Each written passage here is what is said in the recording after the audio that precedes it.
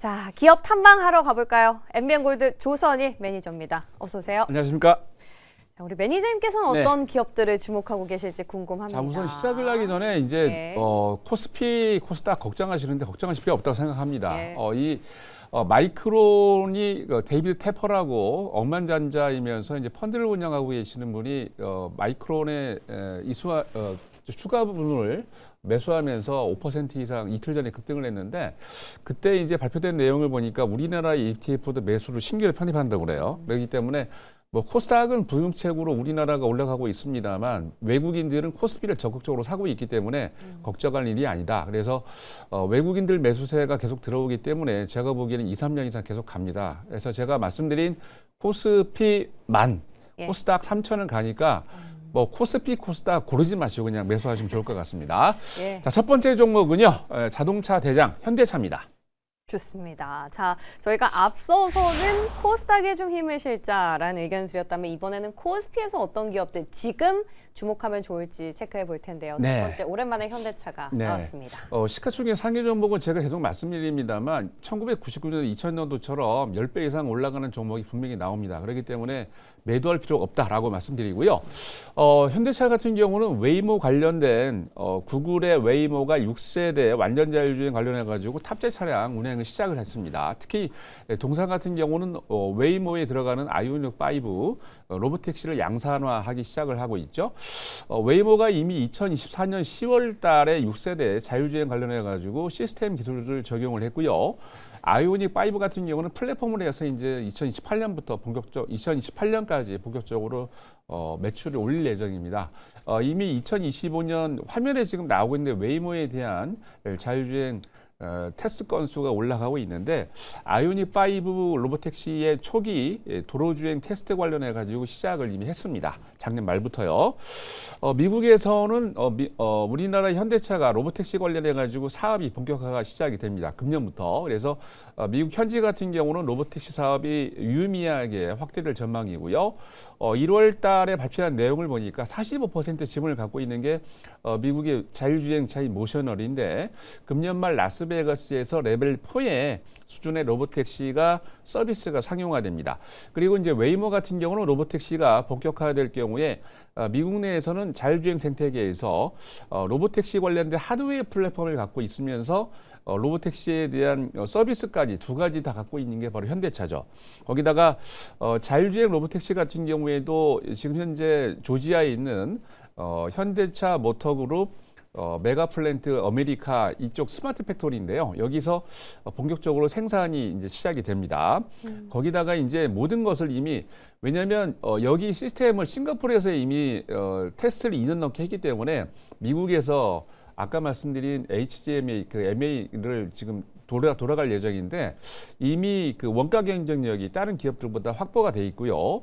특히 이제 금년부터 모셔널하고 웨이모가 자율주행 사업이 본격화되고 거기다가 모셔널 같은 경우는 라스베가스에서 지금 상용화를 하고 있죠. 근데 조만간 피츠버그하고 보스턴에서 점진적으로 상용화가 확대를 할 예정입니다. 2028년까지 말씀드린 것처럼 웨이모향 로보택시 5만 대 공급 계획이 있기 때문에 전체적으로 보면은 양산 계획, 그다음에 아이오닉 5 거기다가 로보택시까지 이어지기 때문에 현대차 지금 박스권을 제가 매도하지 말라고 이미 계속 강조를 해드렸습니다. 1월 달부터. 그래서 사실 뭐 가만히 보면은 트레이딩 관점에서는 고점이 있기 때문에 매도해야 되는 거 아닌가라고 했는데 빠지지가 않고 있죠. 왜냐하면 박스권을 횡보를 하고 있는데 말씀드린 대로 미국의 굉장히 큰 사모펀드들이나 헤지펀드들이 우리나라의 ETF나 우리나라 코스피를 지금 대형주들을 공략을 하고 있기 때문에 그렇게 된다면 박스권을 횡보하다가 급등할 가능성이 높습니다. 그래서 시가총액 상위 종목 20위권 안에 있는 포지션들을 되어 있는 종목들은 분할 매수해 가시기 바랍니다. 네, 좋습니다. 자, 현대차 모멘텀 오랜만에 정리를 쭉 해봤는데요. 자율주행 부문 안에서 크게 두 가지 갈래로 갈립니다. 하나는 시스템 쪽, 소프트웨어 쪽이겠죠. 그리고 로보택시는 하드웨어 쪽으로. 자율주행 키워드 안에서도 두 갈래 기억하시면 좋겠고요. 자, 두 번째 기업도 대장 중에 대장인데 두산 에너빌리티입니다. 네, 맞습니다. 네. 4분기 실적이 매출은 괜찮았는데 영업이익이 미스가 났죠.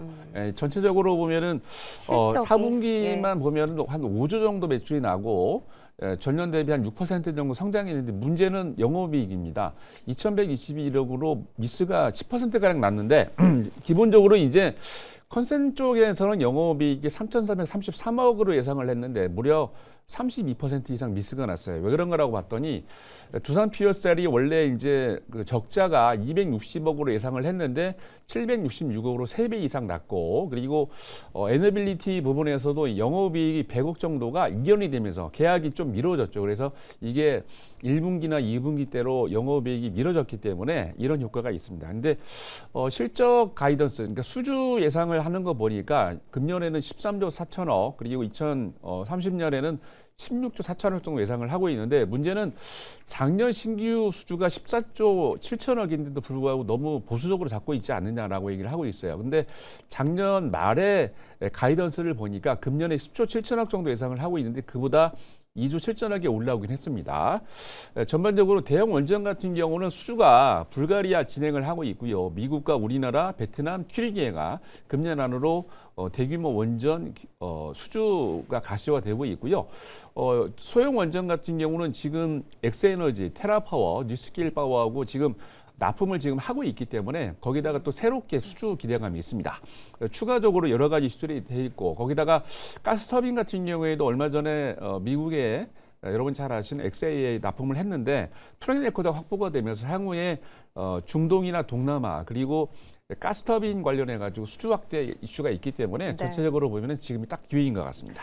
아니 어제 저희가 두코바니 건도 있고 그래서 원전의 날이 되지 않을까 이런 생각을 했어요. 근데 왜 이렇게 두산 에너빌리티 10만 원에 안착이 안 되는 걸까요? 그렇죠. 이게 좀 약간 상당히 지금 보면은 예. 그러니까 지금 주가 대비 매출과 영업이익 쪽 때 미스 있고 그리고 기본적으로 실적이 좀 많이 이제 턴 어라운드하면서 컨트롤 점퍼를 하고 있지 않기 때문에 그런 것 같아요. 근데 그래요. 말씀드린 대로 금년에 수주가 가시화되고 드디어 이제 본격적으로 첫삽을 뜨는 SMR이나 그리고 대형 원료 쪽에서 첫삽을 따기 시작하면 이게 수주하고 매출은 좀 불가분의 관계이긴 합니다만 네. 좀 레그드 타임 좀 지연되는 거예요. 한 1년 이상 그죠? 왜냐하면 첫 삽을 떼고 난 다음에 이제 매출이 올라가는 거기 때문에 조금 시간차가 있습니다. 그럴 수 있을 것 같네요. 두산 에너빌리티 생각해보면 지난 3분기 때부터 4분기 수주 기대감으로 부스팅이 나오기 시작했거든요. 근데 그 부분 조금 아쉽지만 그래도 올해가 수주가 가시화되는 원년이 될 것이라 라는 얘기입니다. 자, 리뷰 들어가 보겠습니다. 오늘도 미래에셋증권이. 네, 어제 그 업그레이드 한 단계 높이고 난 다음에 바로 하루 만에 도달했죠. 미래에셋증권은 여러분들 2월 말 늦으면 3월 초까지 이제 3법 개정안이 국회를 통과합니다.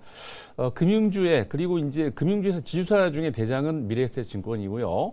예, 그게 끝나냐? 그렇지 않습니다. 6월 28일로 예정되어 있는 스페이스X에 관련된 상장 이슈가 있습니다. 그때까지 또 계속합니다. 그래서 이제 2천억을 투자해서 3조 원 이상의 이제 시가 차이, 평가 이익을 보고 있는데 엑시트하면은 또 그 돈으로 또 다른 곳을 투자하겠죠.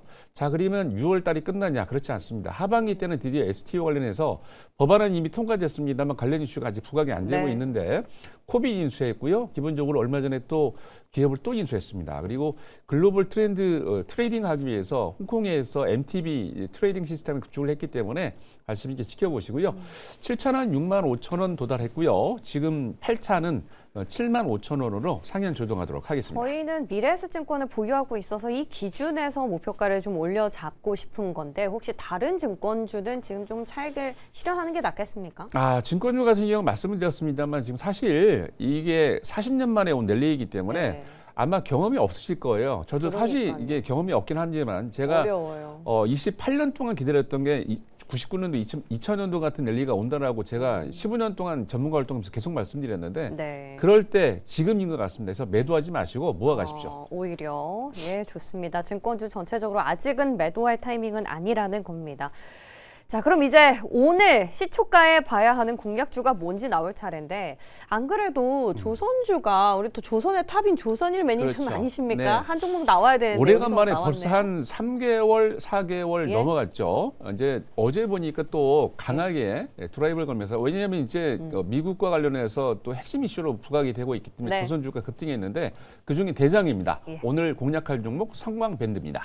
오랜만에 어떤 기업인지 설명 좀 해주시죠. 네, 성강밴드는 뭐 다 아실 겁니다. 전방위 호황 수혜를 보고 있는 종목인데 조선도 그렇고 LNG도 그렇고 원전에 다 들어가고 있는 그런 그 기업입니다. 왜냐하면 피팅, 관이음새를 납품을 하고 있는데 이 종목이 매출도 급등을 하면서 영업이익이 큰 폭으로 뛰고 있고 특히 이제 중동 지역의 매출이 증가를 하면서 퀀텀 점을 하고 있습니다. 이 종목 같은 경우는 영화하고 고온에서 피팅을 들어가는데 특수 환경에 부합하는 고부가 가치 제품을 만들고 있습니다. 무려 매출의 70% 이상이 피팅의 고부가 가치 제품이고요. 영업이익률도 20%가 근접할 정도로 매출과 영업이익이 아주 뛰어납니다. 주주환원 정책도 지금 본격적으로 하고 있는데 100억 정도의 자사주 취득 및 소각이 예정돼 있고요.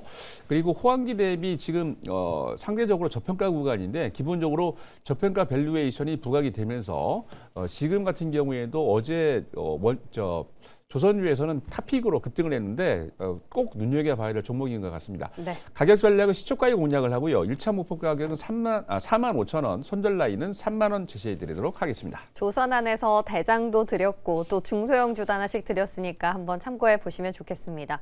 자, 그 밖에 조선증권은 알겠는데요. 2차 전지 바이오에 대해서도 궁금증이 많습니다. 그런 분들 잠시 뒤에 8시 우리 조선희 매니저와 함께 하시면서 더 세부적인 전략 얻어가시기 바랄게요. 오늘 도움 말씀 감사드립니다. 감사합니다.